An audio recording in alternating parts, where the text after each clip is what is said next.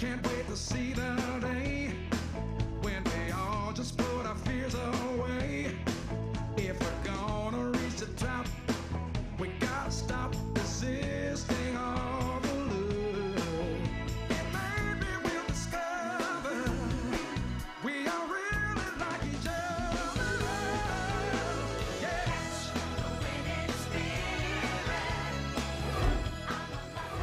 Our next principle is about building trust and consideration within your team.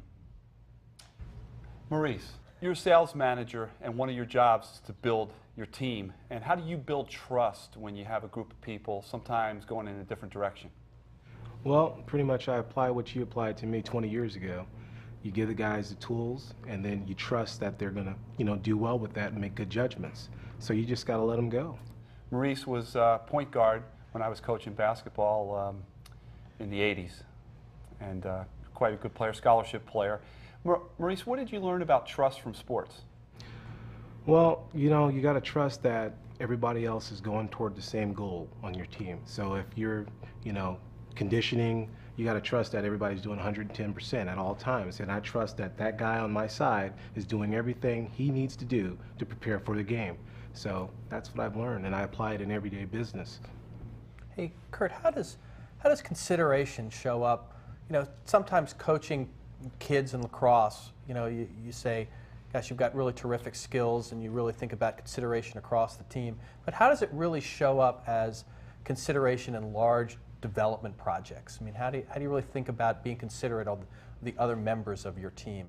I think, again, it comes back to belief in that what you're doing is right or just or appropriate. And if you can convey that belief with sincerity, I think it's felt in all walks of life, whether it's sports, personal relationships, or business. So I would say you shouldn't do things you don't believe in and that you don't believe in passionately. And if you do, you can convey that sincerity and passion easily, and I think it's contagious. John, it would seem to me that at the ropes course, trust and consideration is one of those foundational things that you're really trying to get a team to understand about. I mean, dangling 100 feet up, gosh, you really have to trust both the ropes and the people around you. How do you try to build that in just a short period of time with people? That's a great question. First of all, you need a staff that inspires trust in other people. We work really hard on being aligned around the beliefs and behaviors, but it's been my experience that trust is a really charged word. And so before we get to the word trust, my experience has been that truth inspires trust.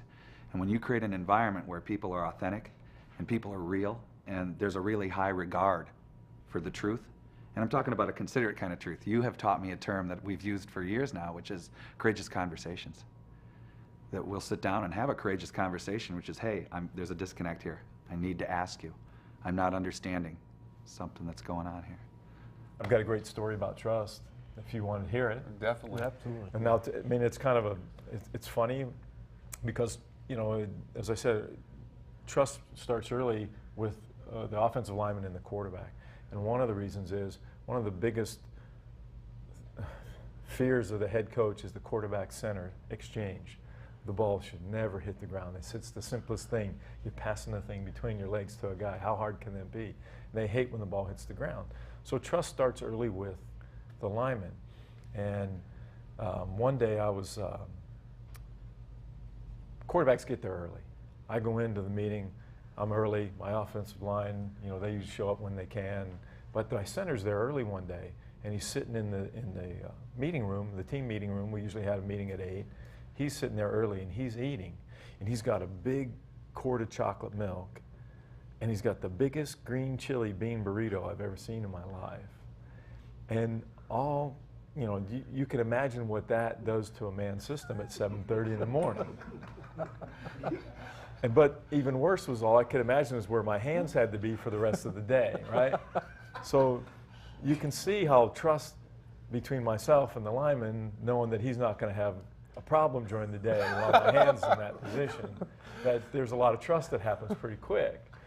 And so he's got to trust you too, that you're not going to. He trusts that I also don't have a little flick in my hands, and he has a tough time breathing when he has that problem. So we have a mutual trust that starts pretty quick there. So it's trust, but not a lot of consideration, right, for that big Well, burrito. Our It's a ultimate lack of consideration. consideration when things happen. Then that's the part that you hope, and you hope that you can control the consideration and the trust in the same. Building trust for me always starts with having the persons or the people I'm working with being more important than I am. So I spend a lot of time listening, talking to others, finding out what they're about and what they're interested in before I try to make them see my point of view. I believe in Joe and Tom more than other people because they do what they say. That's very important to me. I don't like people to just say things and dream and don't even do anything about it. So Joe always, okay, we're gonna do this. And then we discuss about how we're gonna achieve them. Then we do it and move on to the next project. The same way with Tom. That's how we get along. A fun but profound exercise in understanding the importance of trust and consideration is to make a list of everyone in your life that you really trust. People that have supported you and encouraged you over the years. People who you know with all your heart have your best interest in mind. And then ask yourself this question: whose list are you on?